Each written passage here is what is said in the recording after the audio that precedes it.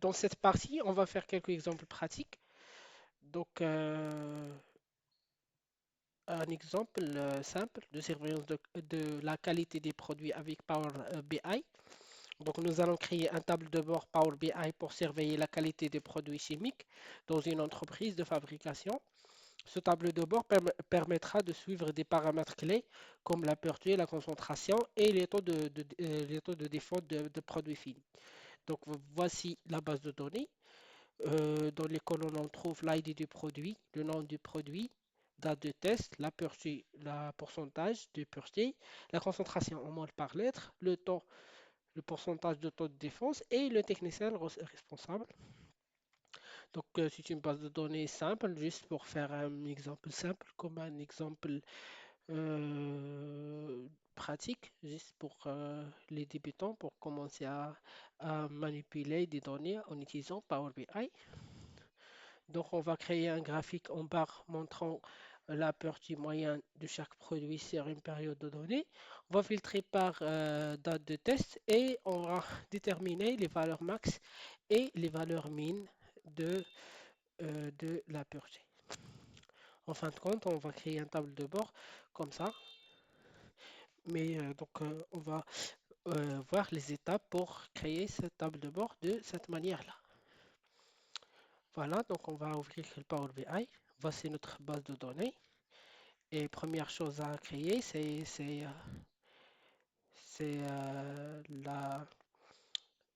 l'aperçu moyen de chaque produit sur une période donnée. Donc, comme vous voyez dans la base de données, donc on a le même produit se répète plusieurs fois et on veut tracer l'aperçu moyen en fonction du nom de produit ou bien l'ID de produit. Voilà, donc on va vérifier. Voilà, c'est l'ID du produit. Donc, première chose à faire, c'est de calculer l'aperçu moyenne. Donc, on a l'aperçu, donc on va calculer l'aperçu moyenne. Donc, on va créer une mesure, puisque s'il s'agit d'une moyenne. Donc, ce n'est pas la peine de créer une mesure. Juste, on peut utiliser les mesures déjà créées, Quick Measure. Donc, l'average par catégorie, parce qu'il s'agit de la valeur moyenne. Et on va choisir la valeur, euh, voilà, c'est la pureté. C'est pas la somme, mais c'est la moyenne, average. Et par quoi? Par l'ID du produit. Et on va ajouter cette valeur-là.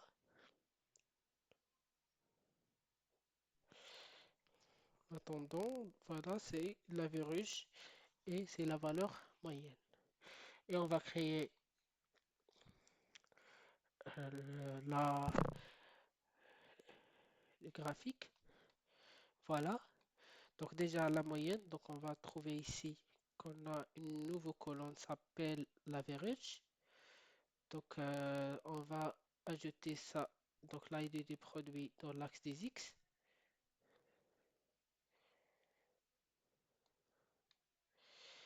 et la moyenne dans l'axe des Y. Voilà.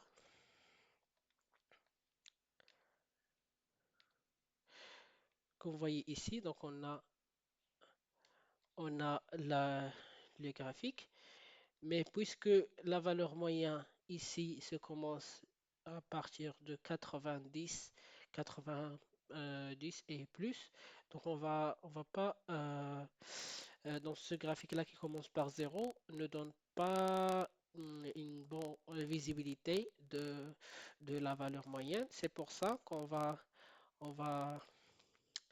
aller chercher l'axe des Y et on va choisir comme une valeur minimale la valeur de 80, 85. Voilà, donc on va vérifier ici quelle est la valeur. Voilà, c'est exactement la 95. On peut bien sûr déterminer la valeur minimale et après choisir la valeur minimale qu'on veut commencer avec pour tracer le graphe. Bien sûr, dans l'exemple, on a le date de test. Donc, on va ajouter un filtre. Voilà, c'est un slicer ici. Et on va euh,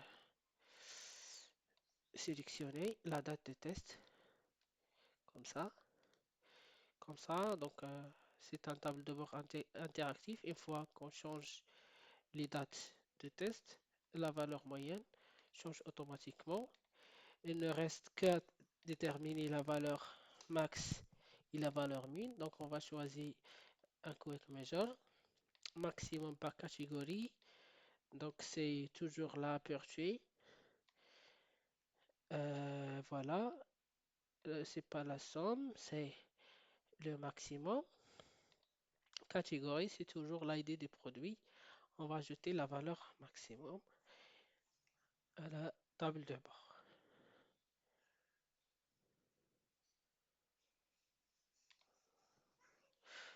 Voilà, donc on va cacher ça et ça aussi et on va créer quelque chose comme ça pour afficher la valeur maximale. Voilà. Et même chose pour les valeurs minimales. Donc, poursuit toujours. Choisis la valeur minimum. Catégorie par ID de produit. Pardon. Voilà. Donc, on va voir une colonne ajoutée ici. Donc, voilà la valeur min. Je vais laisser ça et je vais créer un autre pour afficher la valeur minimum. Et voilà ce qui a été demandé. Et pour, par exemple, choisir le même thème, donc il suffit d'aller ici dans View et choisir le thème. Voilà, c'est le même thème. Et il y a des autres thèmes. Donc on va choisir la même chose. Et voilà, donc on peut exporter ça sous forme de PDF.